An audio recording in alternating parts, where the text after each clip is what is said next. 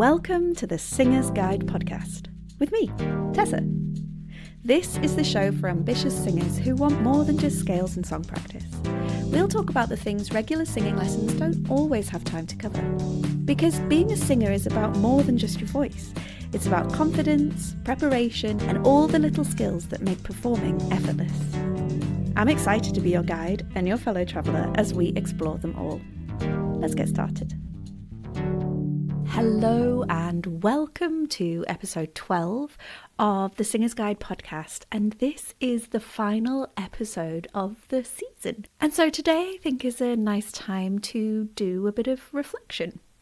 Whenever I'm working with a singer and they have just sung a song for me, one of the first things that I like to do is ask them to point out or tell me 3 things that they did that they were proud of or that they liked, before they go into the inevitable list of things that they know they didn't do as well as they wanted to do. And I think it's really important to focus on the positive as well as the things that we obviously want to develop and grow further. So with that in mind, and this being the final episode of this season 1, I'm going to talk about firstly some of the things that I think went well, some of the topics that I really enjoyed talking about, and then perhaps I'll go into things that I would like to change or things that I'm going to reflect on in time for the second season. And then I'm going to go through some of the brilliant answers that I got from my question, which I've been asking all season, which is, what do you wish that you had learned sooner in your journey as a singer? Because that's what this podcast has really been this season. I feel like it has been discussion of topics that I wish that I had learned sooner in my singing career, and also that I see singers coming to me maybe not knowing as early as would be beneficial for them. And that is why, as I say, I picked the topics that I picked. Things like vocal health and warming up and cooling down, those kind of best practices that we would like as singers to have, we'd like as singing teachers for our students to have, but that maybe aren't always introduced at the beginning of a singing journey. So those 3 episodes in particular, if I'm thinking about my favourite episodes from the season, those 3 are definitely top for me. My intention was to always make these episodes digestible, so under 20 minutes. I think I've done that too. And I want to keep them relevant for as many singers as I can, rather than niching into a particular type or style of music. My approach has always been to try and talk about the wider sort of elements that help all singers. So things like not being able to practice because of noise, which was episode 5, the Quiet Singers Toolkit. Was that episode 5? Should have had a list out, shouldn't I? Or being able to change the key of something that you are working on. That was episode 2. Again, if I'm thinking about the things that I've done well, I actually am really proud of myself for the topics that I have covered. I think they've been really useful. Carrying on the reflection though, I think there were a couple of things that I would have changed. I think episode 3, which I timed to come out with the start of the academic year, was maybe a little niche. When I'm talking about most of the topics being quite generalised, I think how to prepare to study vocals at university level was maybe less generalised. And although there's lots of useful tips in that, I think maybe that is something that I would look at again if I were to redo this. Of course, I'm not redoing this. I'm going to carry on into season 2. And I'm going to take the things that I've learned. I think for the most part, the tech I've done pretty well as well, but there was a really annoying banging all the way through episode 11. If you haven't heard that yet, can you go back and listen and get in touch? Tell me if you can hear it, because I can hear it and it's annoying. And I think that's the other thing that I would say that I've not done as well in this season 1 as I would hope to, which is promotion. Not necessarily of myself. I don't want to be that kind of pushy salesperson. You know, the stuff in the show notes I think is helpful. You can give me money, you can have things for free, that's absolutely fine. But I think more in terms of the promotion of this podcast. Whenever I listen to smaller creators, newer creators who are creating podcasts, they are constantly going on about 5-star reviews, and I don't think I've ever mentioned it. I think maybe I could and should, because I think it's probably more important than I realised. So if you'd like to, dear listener, pause this right now and go to whichever medium you are listening to this on and give me a 5-star review. I'd really appreciate that. Thank you. But yeah, in terms of the things that I want to improve on for next time, I think I'm doing pretty well, but maybe just tweaking some things. And I do have an intention of coming back for season 2. But my dream for season 2 is to start bringing in other singing teachers.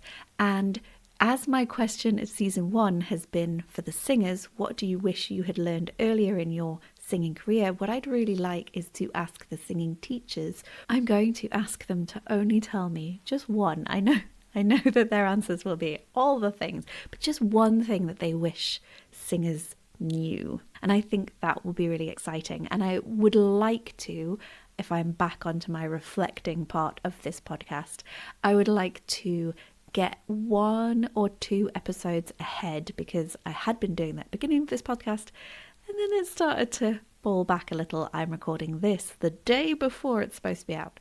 So again, that's a question of organisation, project management and motivation, I guess. All the things that I talk about in terms of practice also impacting me in terms of creation. So there you go. Some positive things that I think I can take from this season 1 roundup and recap, and some things to think about moving into season 2, which I am intending to sort of start to bring out maybe in the spring, summertime. So I've got some time to work on that promotion and marketing. But as promised, every episode of this season, I was asking the question, what do you wish that you had learned sooner as a singer? And here are some of those answers. I had singers tell me that they wish they'd been taught that learning classically doesn't mean that you can't sing in other styles. So somebody felt like just because their training had been in one specific route, it meant that they couldn't cross genres, and they wish they'd learned sooner that they didn't have to feel pigeonholed. I had one about belief and self-belief and the ability to manifest. I've talked about this before, but there is so much of singing that is actually mindset rather than ability. It's more about your belief in your ability. So it was really cool to get that answer, because I agree. And then I had quite a few, actually, people saying very similar things, that they didn't learn enough about how the voice works early enough. So they all wish that they had learned about the anatomy earlier, how to warm up, how to look after their voice in a vocal health way, so steaming and that kind of things, stretching, considering their voice to be like any other part of their body, so wanting to prepare it and stretch out. I had somebody telling me they wish they'd learned mixing earlier, somebody talking about breath support, wishing that they had understood the concept of breath support earlier, and wishing that they'd realised that it was not as difficult as they had been making it. Somebody mentioned how to pick repertoire. They wish they'd learned how to pick appropriate repertoire for themselves at a much earlier stage. And my final 2 answers, which I think were my possibly most favourite answers. The first person said, I wish that I had learned that the voice that I have isn't the only voice that I could have. In other words, that with the right coaching, with the right singing teacher who understands, you don't have to stay at the level. It is possible to improve. And they really wish that their teenage self knew that there was a possibility of improving, and that you weren't just stuck at the level that you were at. So I thought that was a really lovely answer. And then to finish off, I also had a singer say everything. Literally everything I wish I'd learned sooner, until they got themselves into vocal trouble and they hurt themselves. They didn't know how to warm up. They didn't know how to look after their voice. They didn't understand the workings of how important the different muscles were, the tongue, breath support, vocal tract shaping, all of those things, vowels. And then, that descended into everything, literally everything. So there you go.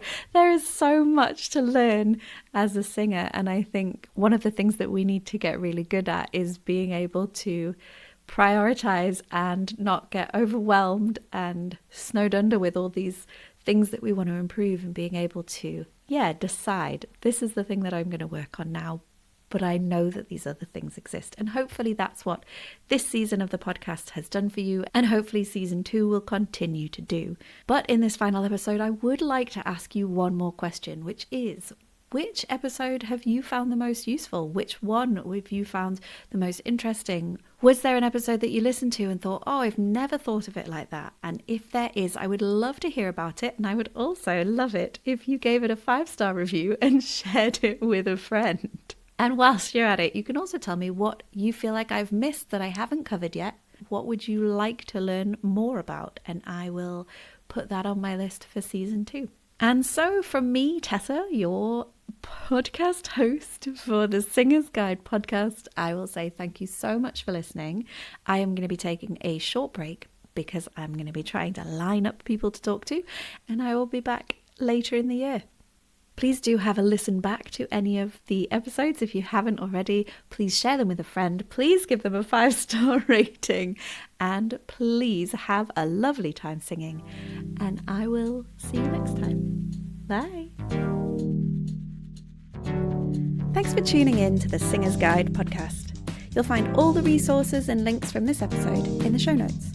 If you found this episode helpful, please subscribe to the podcast, leave a review, and share it with a fellow singer who'd love it too. And don't forget to connect with me on socials at Tessa Smith Music. Keep singing, keep practicing, and I'll see you next time.